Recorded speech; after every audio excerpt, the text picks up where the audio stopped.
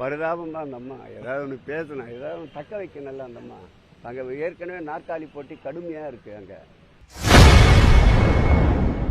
இன்று செய்தியாளர்களை சந்தித்து பேசிய அமைச்சர் சேகர் பாபு அவர்கள் பாஜகவிற்குள் யார் செல்வாக்கு பெற்ற தலைவர்கள் என போட்டி நடைபெற்று வருவதாக தெரிவித்துள்ளார். அரியணையிலே அமர்த்தும் என்ற நம்பிக்கை எங்களுக்கு பிறக்கிறது.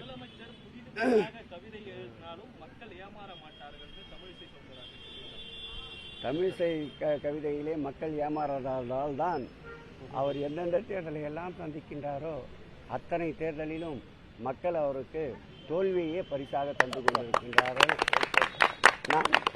நான் ஒரு புதிய கவிதையை அவர்களுக்கு உரித்தாக்குகிறேன். தோல்வியின் முகமே தமிழிசையே, எங்கள் அக்காவே வருக.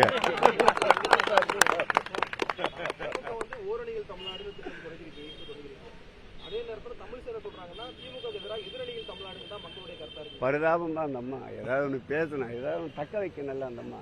அங்கே ஏற்கனவே நாற்காலி போட்டி கடுமையாக இருக்குது. அங்கே அண்ணாமலையா இன்னும் பாரதிய ஜனதா கட்சியில் செல்வாக்கு பெற்ற தலைவரா, அல்லது நயினார் நாகேந்திரனா செல்வாக்கு பெற்ற தலைவரா, மறுபுறம் அக்கா தமிழிசை நான் செல்வாக்கு பெற்ற தலைவர் என்று காட்டிக்கொள்வதற்காக அனுதினமும் நாளொரு மேனியும் பொழுதொரு வண்ணமாக இரவு பகல் என்று யோசித்து இது போன்ற ஊடகங்களுக்கு ஏதாவது ஒரு செய்தியை தந்து கொண்டிருக்கின்றார்கள்.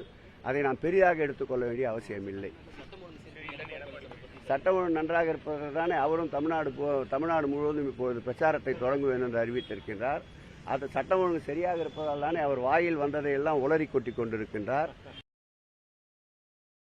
செய்திகளை உள்ளது உள்ளபடி தெரிந்து கொள்ள ரெஃப்ளெக்ட் நியூஸை சப்ஸ்கிரைப் பண்ணுங்க.